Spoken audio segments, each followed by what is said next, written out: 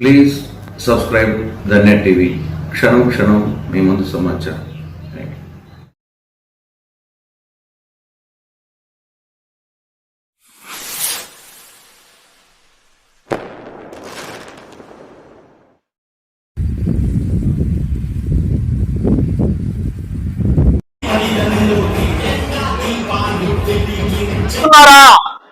అన్ని కులాలకు ఇస్తున్నారు కదా, పెన్షన్ అన్ని కులాల వాళ్ళకి ఇస్తున్నారు కదా, ఆరోగ్యశ్రీ కార్డు అన్ని కులాల వాళ్ళకి ఇస్తున్నారు కదా, బడికి పోతే మధ్యాహ్న భోజనం అన్ని కులాల వాళ్ళకి పెడుతున్నారు కదా, రేషన్ కార్డు అన్ని కులాల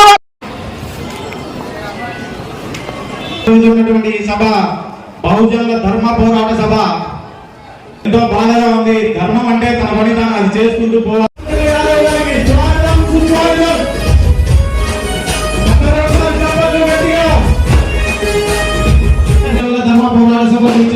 పాడిత పీడిత బలహీన వర్గాల కోసం, బీసీలను రాజ్యాధికారంలోకి రావడం కోసం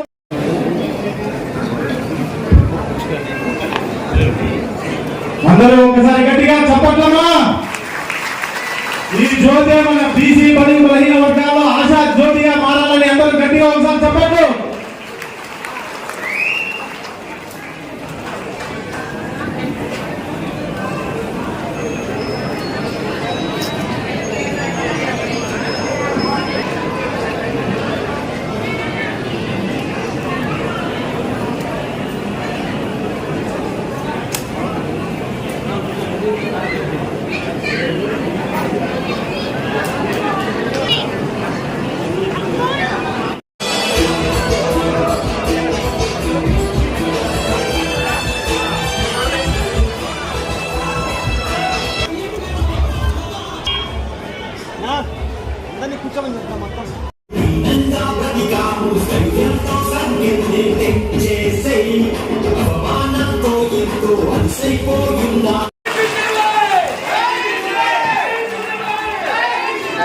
భారత చైతన్య యువజన పార్టీకి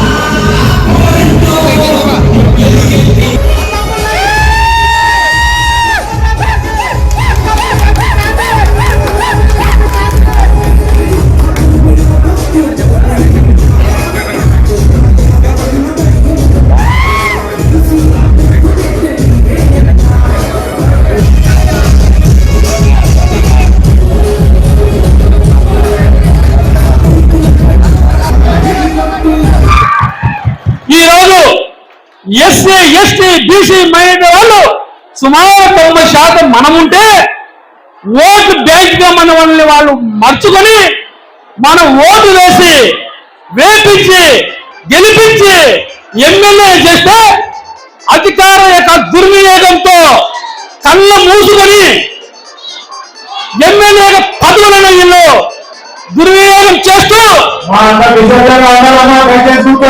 తగ్గించుకోవడానికి కొరత కొట్టించుకోవడానికి తెలుసుకోవడానికి మేము మానవులం, మేము బహుజన జాతులం అని చెప్పేసి మేము ఊరికి ఇదే హెచ్చరిక చేస్తున్నామని చెప్పేసి ఈ సభాములుగా ఇక్కడ ఉండే అగ్ర కులాలకు సంబంధించిన 2 కులాల వారికి హెచ్చరిక జారీ చేస్తున్నాము.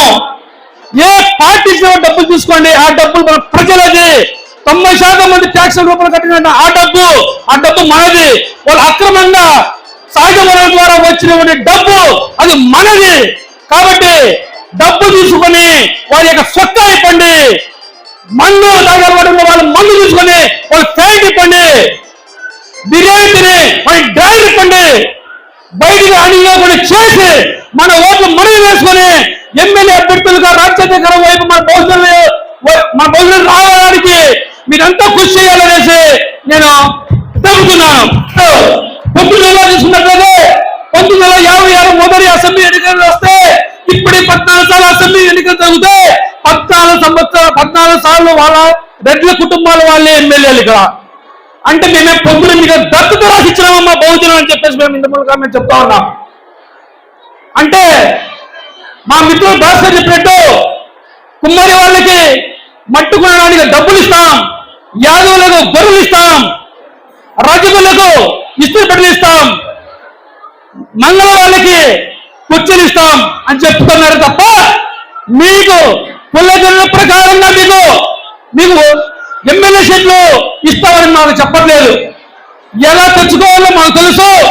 బీసీవై అధినేత వ్యవస్థాపక అధ్యక్షులు బోడి రామచంద్రరావు గారి యొక్క నాయకత్వంలో వారి యొక్క అగ్రకుల యొక్క మెడలు ఉంచాలని చెప్పేసి రామచంద్రరావు గారికి నేను విన్నవించుకున్నాను. నేను ఇటీవల బీసీ కుర్చీలపై